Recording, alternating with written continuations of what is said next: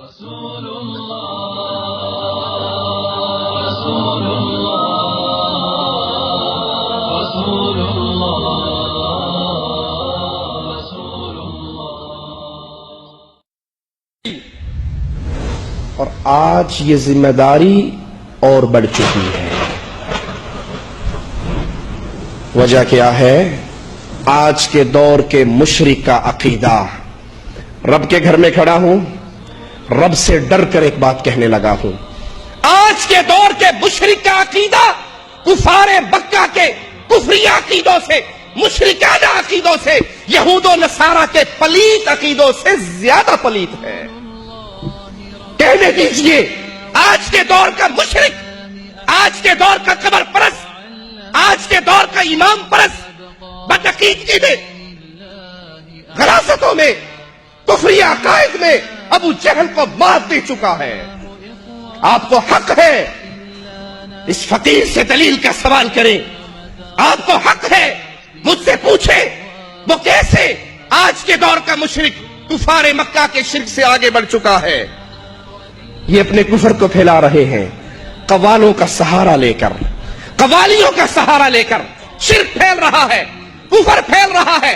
آج تو امر بڑا ہو چکا ہے، ضرورت اور بڑھ گئی ہے کہ ہم اپنی اولاد کی تربیت کریں، حکیم لقمان علیہ الصلوۃ والسلام کے راستے پہ چلتے ہوئے ان کی تربیت کریں. آئیے ایک قوال کی قوالی کے چند اشعار میں آپ کو سناتا ہوں. پنجاب کا پیر لال شاہ،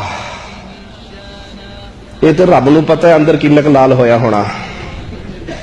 پیر لال شاہ، لال شاہ کا پجاری. وہ پجاری آتے ہیں، مبارک ہو تمہیں مسجد میں آنا، مبارک ہو تمہیں نماز کی ادائیگی. لال شاہ کے پجاری آتے ہیں، اس کی قبر کو سجدہ کرتے ہیں.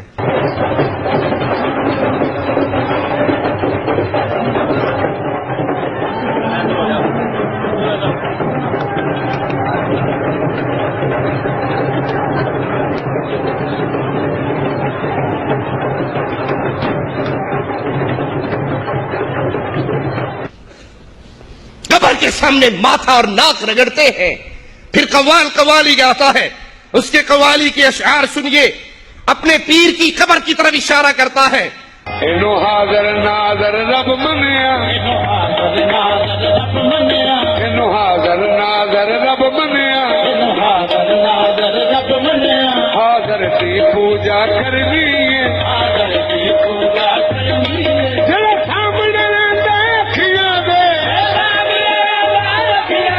لال شاہ دی پوجا کرنی ہے. لوک رب منیا، اینو حاضر ناظر رب منیا، اینو حاضر ناظر رب منیا. حاضر کی پوجا کرنی ہے، حاضر کی پوجا کرنی ہے. جڑا سامنے رہندا اکھیاں دے،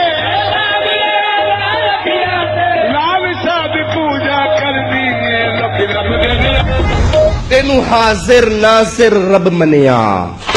اللہ کو نہیں، اللہ کو نہیں، لال شاہ کو. تینو حاضر ناظر رب منیا، حاضر دی پوجا کرنی ہے. اے پیر لال شاہ، میں تجھے حاضر ناظر رب مانتا ہوں اور میں نے تیری پوجا کرنی ہے. جڑا سامنے رہندا اکھیاں دے، لال شاہ دی پوجا کرنی ہے. تو میری آنکھوں کے سامنے رہتا ہے، اللہ نظر نہیں آتا، مالک و خالق نظر نہیں آتا، لال شاہ نظر آتا ہے. جڑا سامنے رہندا اکھیاں دے، حاضر دی پوجا کرنی ہے. انا للہ و انا الیہ راجعون. کفار مکہ کیا کہا کرتے تھے؟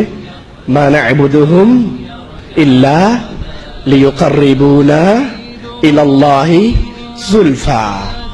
اس کے پاس آ کر سجدہ رکوع کی کیفیت، عبادت کی کیفیت، نظر و نیاز کے طریقے کیوں اپناتے ہیں؟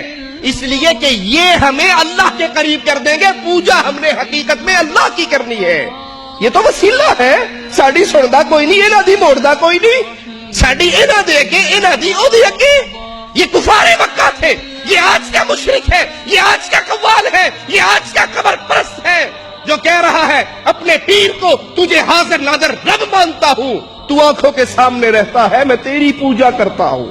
انا للہ و انا الیہ راجعون.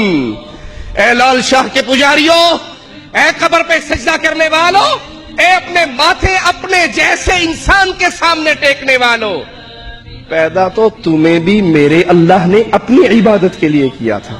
وما خلقت الجن والانس الا لیعبدون. میں نے تو انسان اور جن اپنی عبادت کے لیے پیدا کیے، میرے رب کا فرمان ہے. تمہیں لال شاہ کی پوجا کے لیے پیدا نہیں کیا گیا، تمہیں اللہ کی عبادت کے لیے پیدا کیا گیا.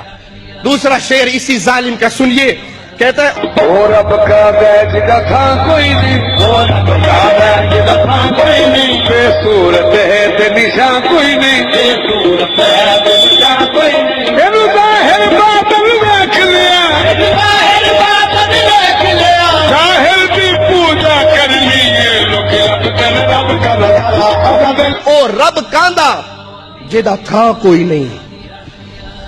انا للہ و انا الیہ راجعون. او رب کاندا جدا تھا کوئی نہیں، بے صورت تھے نشان کوئی نہیں.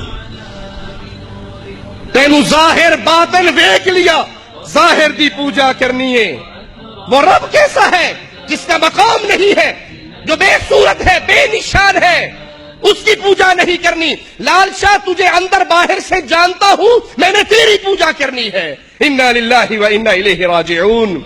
اے ظالموں، اگر تم نے قوالیوں کو چھوڑ کر میرے رب کا کلام پڑھا ہوتا، تمہیں پتہ لگ جاتا میرے رب کا مقام اور شان اور عزت کیا ہے.